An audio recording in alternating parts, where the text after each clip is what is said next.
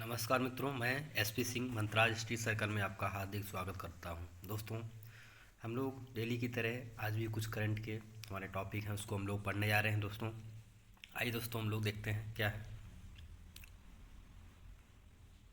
प्रधानमंत्री मोदी ने रखी मेजर ध्यानचंद खेल विश्वविद्यालय की आधारशिला। दोस्तों, हाल ही में कल मेरठ, हमारे उत्तर प्रदेश के मेरठ में खेल विश्वविद्यालय की आधारशिला रखी गई है। दोस्तों 2 जनवरी 2022 को उत्तर प्रदेश के मेरठ में खेल ध्यानचंद विश्वविद्यालय की आधारशिला रखी गई। दोस्तों, यह मेरठ के सरधना कस्बे के सलावा और कैली गांव में 700 करोड़ रुपए की अनुमानित लागत से स्थापित किया जाएगा।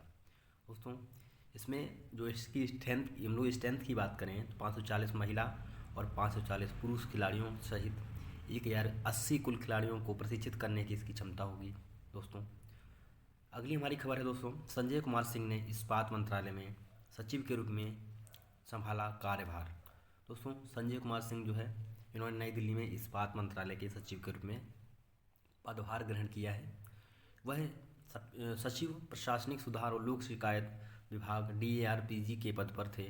दोस्तों, इन्होंने जो जगह ली है वो दोस्तों PK त्रिपाठी की जगह इन्होंने इसका कार्यभार ग्रहण किया है। TOPT की जगह श्री त्रिपाठी इस्पात का अतिरिक्त प्रभार संभाल रहे हैं। दोस्तों, अगली हमारी खबर है, अमेरिका ने अफ्रीका शुल्क मुक्त व्यापार कार्यक्रम से इथोपिया, माली, गिनी को किया अलग।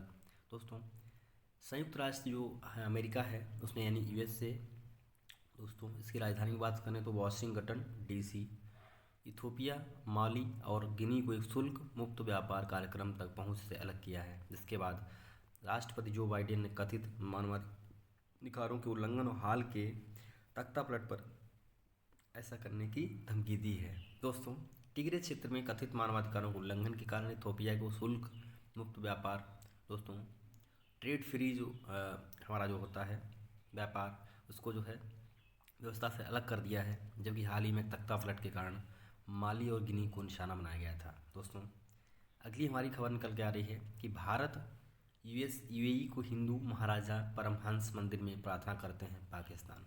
दोस्तों, पाकिस्तान में अभी हाल ही में पिछली 2020 में वहाँ पर कुछ कथित जो कट्टरपंथी इस्लामिक लोग थे, पार्टी के लोग, उन्होंने उस मंदिर को ध्वस्त कर दिया था। तो हाल ही में लगभग 100 साल पुराने जो उत्तर पश्चिमी पाकिस्तान में जो मंदिर था, उसकी पूजा अर्चना की है कई सारे देशों ने। और तेरी गांव में परमहंस जी के मंदिर और समाधि को 2020 में, जैसे कि देखने आपने, भीड़ ने तोड़ दिया था। दोस्तों, हाल ही में जो हम लोग इस मंदिर में बात करें, महाराजा परमहंस जी का मंदिर है, तो वहाँ पर 1919 में इनकी मृत्यु के हो गई थी।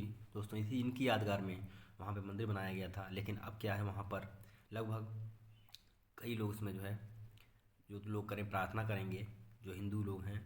दोस्तों, जापान ने पेश किया दुनिया का पहला डुअल मॉडल वाहन। दोस्तों, किसने पेश किया है? जापान ने किया है। यह दोस्तों क्या करेगा, रेल की पटरियों पर भी चलने में आसानी है, ज़मीन पर भी चल सकता है। दोस्तों, आपको ध्यान रखना है, वाहन सड़क पर सामान्य रबर के टायरों पर और पटरियों पर स्टील के पहियों पर चलता है। वाहन 21 यात्रियों को ले जा सकता है और रेल की पटरियों पर 60 किलोमीटर प्रति घंटा से दौड़ सकता है और सार्वजनिक सड़कों पर 100 किलोमीटर प्रति घंटा से चाल से चल सकता है। दोस्तों, आपको ध्यान रखना है। अगली हमारी खबर है कि मनोहर लाल खट्टर ने हरियाणा कौशल रोजगार निगम पोर्टल लॉन्च किया है। हरियाणा के मुख्यमंत्री ने हरियाणा कौशल रोजगार निगम पोर्टल लॉन्च किया। 26 दिसंबर 2021 को गुरुग्राम में अटल पार्क और स्मृति केंद्र स्थापित करने की घोषणा की है।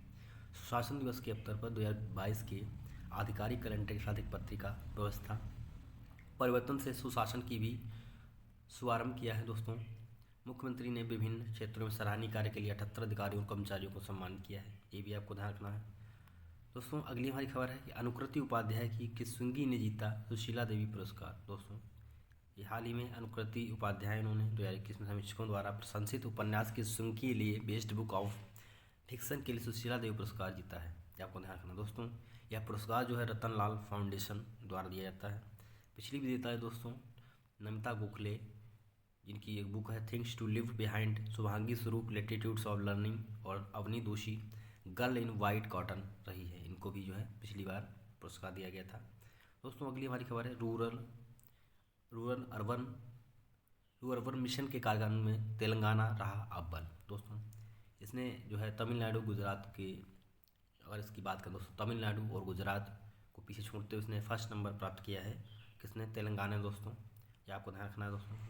जो रूरल प्रोग्राम है उसी के तहत जो संगा रेड्डी और कामा रेड्डी जिले देश में 300 समूहों में पहले 2 स्थान पर हैं, ये भी आपको ध्यान रखना है दोस्तों। ग्रामीण विकास मंत्रालय द्वारा 2016 में Shyama Prasad Mukherjee rural urban mission इसकी शुरुआत की गई थी, ये बहुत ही इंपॉर्टेंट है, आपको ध्यान रखना, डेट ध्यान रखना है आपको। दोस्तों अगली हमारी खबर है कि जापान ने विशाल इमरसेट F6 F1 संचार उपग्रह को कक्षा में लॉन्च किया है दोस्तों। इमरसेट 6 F1 उपग्रह को H2A रॉकेट से 22 दिसंबर 2021 को जापान के अंतरिक्ष केंद्र के तनेगाशिमा अंतरिक्ष केंद्र से लॉन्च किया गया। इसको I6 उपग्रह पहले से काम कर रहे इलेरा और ग्लोबल एक्सप्रेस नेटवर्क के साथ संगत होंगे। H2A जापान का प्राथमिक मध्यम लिफ्ट लॉन्चर है दोस्तों, लॉन्चर है, आपको ध्यान रखना है। इससे जापान के हायाबुसा 2 क्षुद्रग्रह सैंपल रिटर्न मिशन 2014 में और संयुक्त अरब अमीरात के होप मार्स ऑर्बिटर 2020 को भेजा है दोस्तों, ये आपको ध्यान रखना है। हमारी कुछ आज की प्रमुख खबरें थी दोस्तों। हम लोग इस ऐसे ही नई खबरों के साथ मिलेंगे कल, तब तक के लिए थैंक यू, धन्यवाद।